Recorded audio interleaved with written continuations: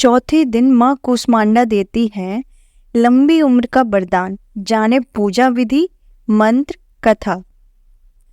नवरात्रि के चौथे दिन माँ अम्बे का चौथा स्वरूप देवी कूष्मांडा की पूजा की जाती है। माता कूष्मांडा की पूजा करने से रोग दूर होते हैं और आयु यश में वृद्धि होती है। अपने उदर से अंड यानी ब्रह्मांड को उत्पन्न देने के कारण इन्हें माँ कूष्मांडा कहा जाता है। संस्कृत भाषा में कूष्मांड कुम्हड़े को कहा जाता है, इसलिए माँ कूष्मांडा को कुम्हड़े की बलि दी जाती है। जब सृष्टि नहीं थी तब इन्होंने अपनी ईस हंसी से ब्रह्मांड की रचना की थी और सृष्टि को बनाया था।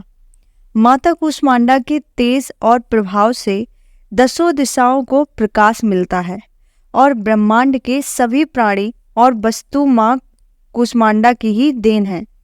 ऐसा कहा जाता है कि माँ कूष्मांडा की आराधना करने से भक्तों के समस्त रोग नष्ट हो जाते हैं और धन, वैभव, यश की प्राप्ति होती है। माँ कूष्मांडा की पूजा विधि। नवरात्रि के चौथे दिन सुबह स्नान आदि करने के बाद कूष्मांडा देवी को प्रणाम करें और उनकी साधना में बैठ जाएं।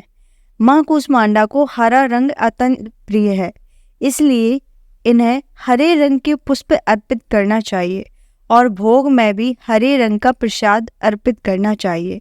बेहतर होगा यदि आप ध्यान में बैठने के लिए हरे रंग के आसन का प्रयोग करें। देवी को धूप दिखाकर फूल, सफ़ेद कुमड़ा, फल आदि का भोग लगाएं।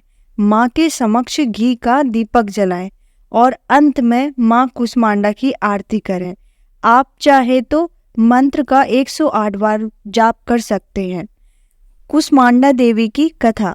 पौराणिक कथा के अनुसार जब सृष्टि की उत्पत्ति नहीं हुई थी, यानी सृष्टि की उत्पत्ति होने के पूर्व चारों तरफ अंधेरा ही अंधेरा था, कोई भी जीव जंतु इस पृथ्वी पर नहीं था, तब माँ दुर्गा की शक्ति कूष्मांडा देवी ने ही इस आंड यानी ब्रह्मांड की रचना की। इसी कारण इन्हें कूष्मांडा कहा जाता है। शास्त्रों में उल्लेख है कि माँ कूष्मांडा ने अपने मंद हास्य से सृष्टि की रचना की थी। उनके पास इतनी शक्ति है कि वह सूरज के घेरे में भी रह सकती हैं। देवी कूष्मांडा सूरज के ताप को भी सहन कर सकती हैं। इनकी उपासना करने से भक्तों के जीवन में नई ऊर्जा उत्पन्न होती है और साधक को सभी प्रकार की शक्तियाँ प्राप्त होती हैं।